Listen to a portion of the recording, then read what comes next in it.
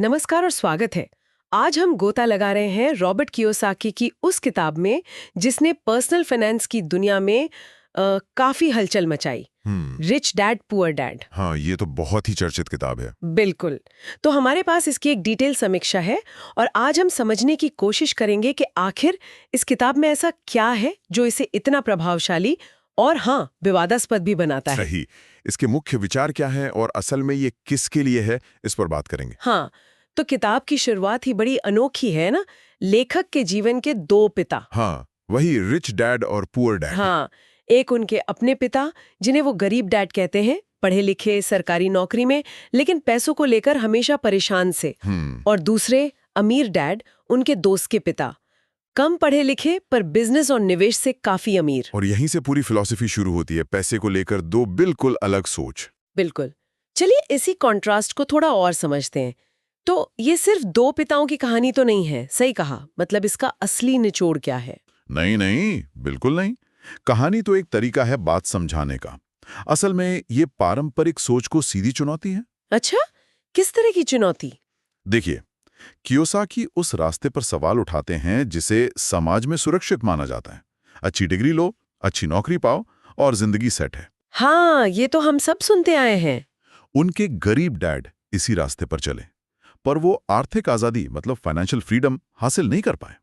Kiyosaki कहते हैं कि ये रास्ता अक्सर लोगों को चूहा दौड़ में फंसा देता है। चूहा दौड़ यानी रैट रेस? हाँ, वही, जहां वो जिंदगी भर सिर्फ बिल भरने के लिए काम करते रहते हैं।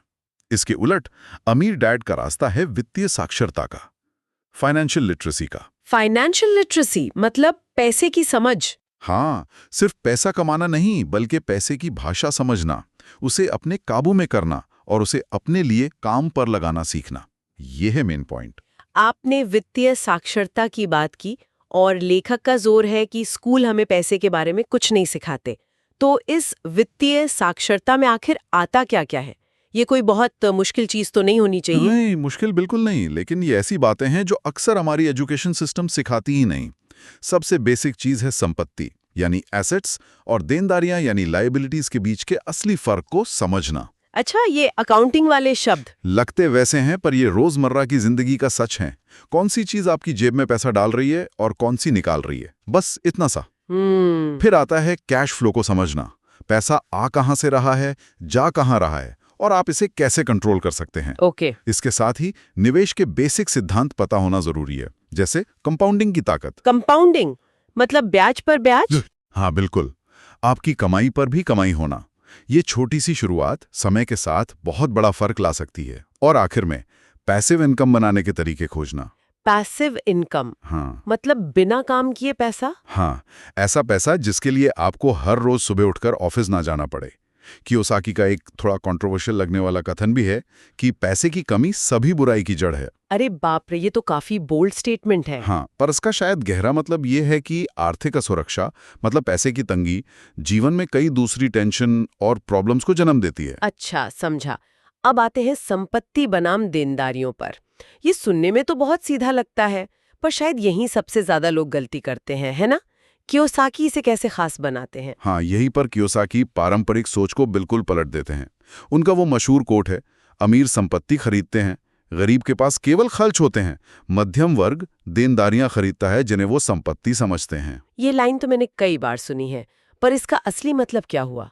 मतलब ये कि कियोसाकी के लिए संपत्ति सिर्फ वो चीज है जो आपकी जेब में पैसा डाले, आपके एक्टिवली काम किए बिना, और देनदारी वो है जो लगातार आपकी जेब से पैसा निकाले।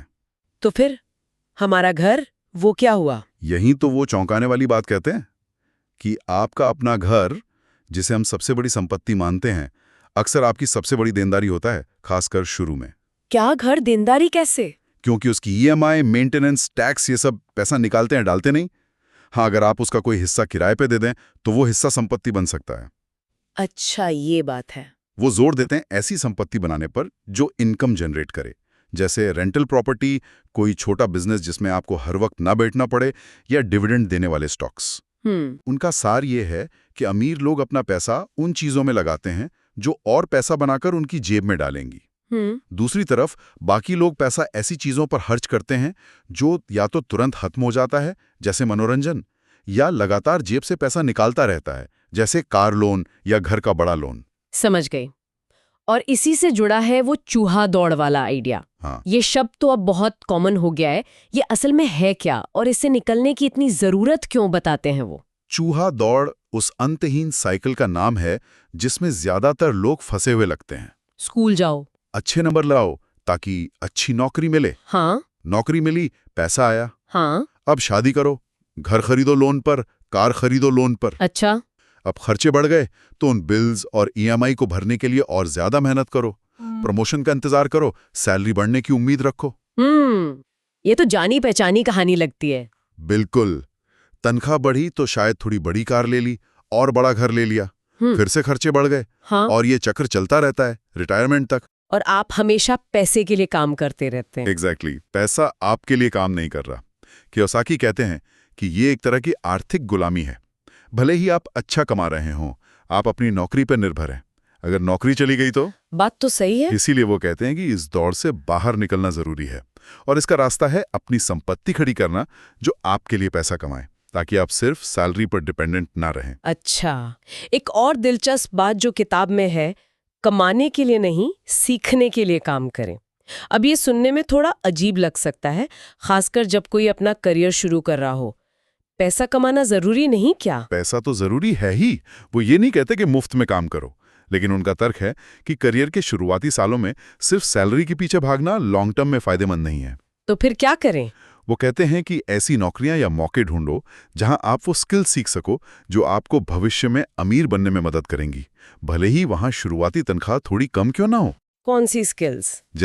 जैसे सेल्स सीखना, क्योंकि जिंदगी में सब कुछ बेचना ही पड़ता है, चाहे प्रोडक्ट हो या आपका आइडिया। मार्केटिंग सीखना, ताकि आप समझ सकें कि लोगों को कैसे पहुंचाया जाए। अकाउंटिंग की बेसिक समझ, ताकि पैसों का हिसाब किताब समझ सकें। फाइनेंशियल लिटरेसी वाली बात। हाँ, और निवेश करना सीखना ताकि पैसा आपके लिए काम करे, और लीडरशिप सीखना ताकि आप लोगों को साथ लेकर चल सकें। ये स्किल्स बाद में अपना बिजनेस खड़ा करने या बेहतर इन्वेस्टमेंट डिसीजन लेने में मदद करेंगी, जो शायद एक सेफ नौकरी की फिक्स्ड सैलरी से कहीं ज्यादा कमा कर दे सकती हैं। बिल्कुल, लॉन्ग टर्म में। लेकिन शुरुआती सैलरी भी तो जरूरी होती है, खासकर जब जिम्मेदारियां हों। क्या ये सलाह थोड़ी प्रैक्टिकल नहीं है कुछ लोगों के लिए? हाँ, ये एक वाजिब सवाल है। कियोसाकी का मतलब शायद ये नहीं कि आप भूखे रहकर स्किल सीखें, बल्कि ये है कि जब आपके पास चॉइस हो तो सिर्फ ये ना देखें कि कौन ज्यादा पैसे दे रहा है, बल्कि ये भी देखें कि आप कहाँ ज्यादा सीखेंगे। ये प्रायोरिटी सेट करने की बात है। अच्छा, मतलब लॉन्ग टर्म विजन रखना। हाँ, लंबी दौड़ में सीखे हुए हुनर आपको पैसे कमाने के कहीं ज्यादा मौके दे सकते हैं।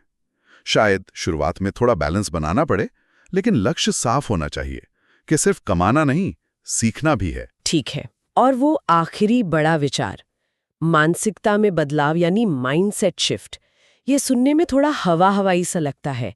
इसका असल मतलब क्या है? सिर्फ पॉजिटिव सोचने से तो पैसे नहीं आते? नहीं, ये सिर्फ पॉजिटिव थिंकिंग नहीं है। ये प्रॉब्लम्स और अवसरों को देखने का नजरिया बदलने के बारे में है। कियोसाकी का वो मशहूर वाक्य है ना, कौन सा? मैं इसे खरीद नहीं सकता कहने से आपका दिमाग सोचना बंद कर देता है। इसके बजाय पूछो, मैं इसे कैसे खरीद सकता हूं? हाँ, ये सुना है। ये सवाल आपके दिमाग को एक्टिवेट करता है, उसे समाधान ढूंढने पर मजबूर करता है। ये एक एम्प्लॉय वाली सोच जो सैलरी बढ़ने का इंतजार करता है से निकलकर एक इन्वेस्टर या एंटरप्रेन्योर वाली सोच जो कमाई के नए अवसर खोजता है, अपनाने की बात है। मतलब प्रॉब्लम को चैलेंज की तरह देखना। बिल्कुल, और डर पर काबू पाना सीखना। अमीर डैड सिखाते हैं कि फेल होना सीखने के प्रोसेस का हिस्सा है, उससे डर कर कोशिश ही ना करना सबसे बड़ी फेलियर है। तो ये माइंडसेट शिफ्ट है, प्रॉब्लम्स को अवसरों की तरह देखना, कैलकुलेटेड रिस्क लेना सीखना और लगातार सीखते रहना। तो ये थे कुछ मुख्य विचार जिन्होंने इस किताब को इतना पॉपुलर बनाया। जाहिर है इन्होंने बहुत से लोगों को प्रभावित किया। इसकी पॉपुलैरिटी के पीछे क्या कारण रहे होंगे, क्या ताकतें हैं इसकी? देखिए, सबसे पहली और शायद सबसे बड़ी ताकत है इसकी सिंप्लिसिटी और एक्सेसिबिलिटी। जैसा समीक्षा में भी कहा गया है, ये कोई फाइनेंस की भारी भरकम टेक्स्ट बुक नहीं है। हाँ, पढ़ने में आसान है। बिल्कुल, इसे कहानी की तरह लिखा गया है, दो पिताओं के कॉन्ट्रास्टिंग अनुभवों के जरिए। भाषा बहुत सीधी है, इसलिए वो लोग भी इसे आसानी से पढ़ और समझ पाते हैं जिन्हें फाइनेंस से डर लगता है या जो बिल्कुल नए हैं। ये जटिल बातों को आसान बना देती है। हाँ, और ये लोगों को एक धक्का भी देती है ना? उन्हें लगता है कि हाँ, मैं भी कुछ कर सकती हूँ। बिल्कुल, ये बहुत मोटिवेशनल है। ये लोगों को अपनी आर्थिक स्थिति की जिम्मेदारी खुद लेने के लिए उकसाती है। ये उस पारंपरिक सोच को चैलेंज करती है कि बस नौकरी करते रहो और सब ठीक हो जाएगा। हाँ, ये बात तो है। ये बचत और बजट बनाने वाली ट्रेडिशनल सलाह से आगे जाकर एक्टिवली संपत्ति बनाने, इन्वेस्ट करने और अपना रास्ता खुद बनाने पर जोर देती है।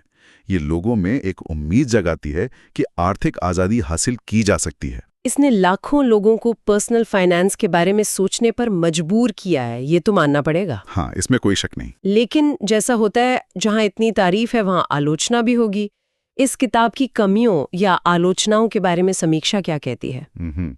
और इसकी आलोचनाएं भी काफी वैलिड हैं। सबसे कॉमन क्रिटिसिज्म है कि इसमें ठोस प्रैक्टिकल सलाह की कमी है। मतलब एक्शनेबल एडवाइस नहीं है। हाँ, आलोचक कहते हैं कि ये क्या करना है तो बताती है, संपत्ति बनाओ, बिजनेस शुरू करो, लेकिन कैसे करना है इस पर बहुत कम गाइडेंस देती है। अच्छा। ये आपको मोटिवेट तो कर देती है, पर उसके बाद पाठक को अक्सर समझ नहीं आता कि भाई अगला कदम क्या उठाऊं। जाओ रियल एस्टेट में निवेश करो कहना आसान है, पर कैसे करें, किन बातों का ध्यान रखें, इस पर डिटेल में बात नहीं की गई है। तो ये अधूरापन लगता है। हाँ, लगता है। ये आपको उत्साहित तो करती है पर रास्ता साफ नहीं दिखाती। और क्या ऐसी चीजों को जरूरत से ज्यादा आसान दिखाने के लिए भी क्रिटिसाइज किया जाता है? मतलब ओवर सिंप्लीफिकेशन? हाँ, ये एक और बड़ा मुद्दा है। रियल एस्टेट खरीदना या अपना बिजनेस खड़ा करना बहुत मुश्किल, रिस्की और टाइम लेने वाला काम हो सकता है। इसमें तो बहुत कुछ लगता है, पैसा, टाइम, मेहनत। बिल्कुल। कानूनी दांवपेच, मार्केट के उतार चढ़ाव, पैसे का इंतजाम, टीम मैनेजमेंट जैसी हजारों चुनौतियां होती हैं। किताब पढ़कर कई बार ऐसा लग सकता है कि ये सब बहुत आसान है और चुटकियों में हो जाता है, जो कि सच नहीं है। बिल्कुल नहीं। ये तस्वीर असलियत से काफी अलग है। इसी तरह अमीर सोच बनाम गरीब सोच का जो बंटवारा किया गया है वो भी जरूरत से ज्यादा सिंपल है।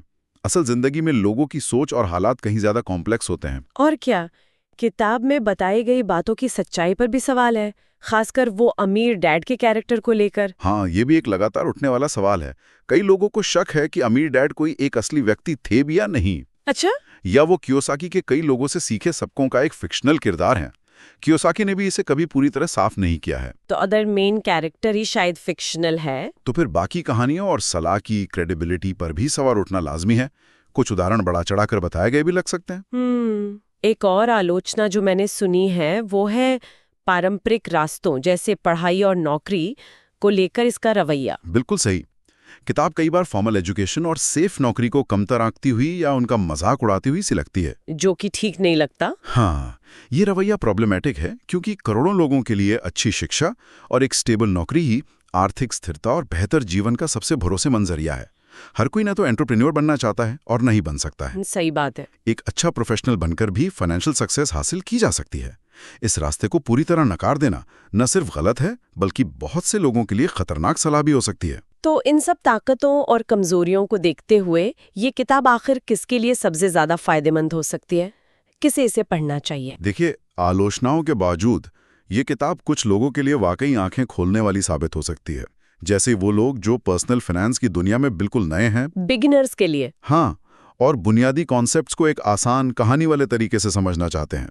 युवा लोग जो अभी अपना करियर शुरू कर रहे हैं और पैसे को लेकर परंपरागत सोच से हटकर कुछ नया नजरिया चाहते हैं, उन्हें इससे इंस्पिरेशन मिल सकती है। और जो अपना बिजनेस करना चाहते हैं, हाँ, जो लोग अपना खुद का कुछ शुरू करने का सपना देखते हैं या अपनी 9 से 5 वाली नौकरी से ऊब चुके हैं और बाहर निकलने का रास्ता खोज रहे हैं, उन्हें एक किताब जरूर मोटिवेट कर सकती है और सोचने का एक अलग फ्रेमवर्क दे सकती है। और शायद वो लोग जो पैसों की तंगी से परेशान हैं, बिल्कुल, जो लोग हर महीने पैसे की तंगी से जूझते हैं और अपनी सिचुएशन से निराश हैं, उन्हें ये अपनी सोच बदलने और नए अवसरों को देखने के लिए एक शुरुआती किक दे सकती है।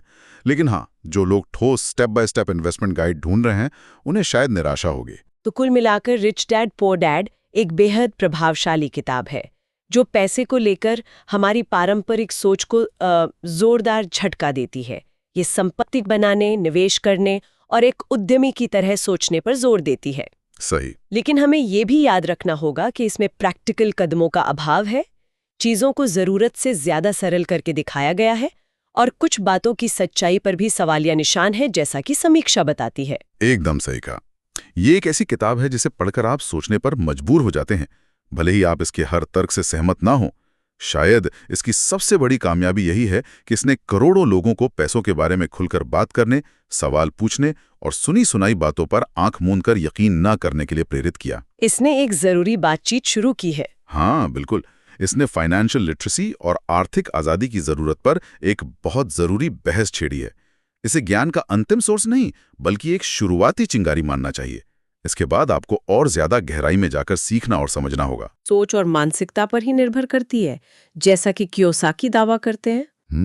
ये बड़ा सवाल है। या फिर बाहरी हालात, जैसे कि उन्हें किस तरह के मौके मिले, उनकी एजुकेशन, उनकी हेल्थ, समाज का ढांचा, और हाँ, एक स्थिर नौकरी से मिलने वाली सुरक्षा भी उतने ही या शायद ज्यादा मायने रखते हैं, जैसा कि आलोचक कहते हैं? शायद सच कहीं बीच में है। हाँ, शायद। सोचने के लिए बहुत कुछ है।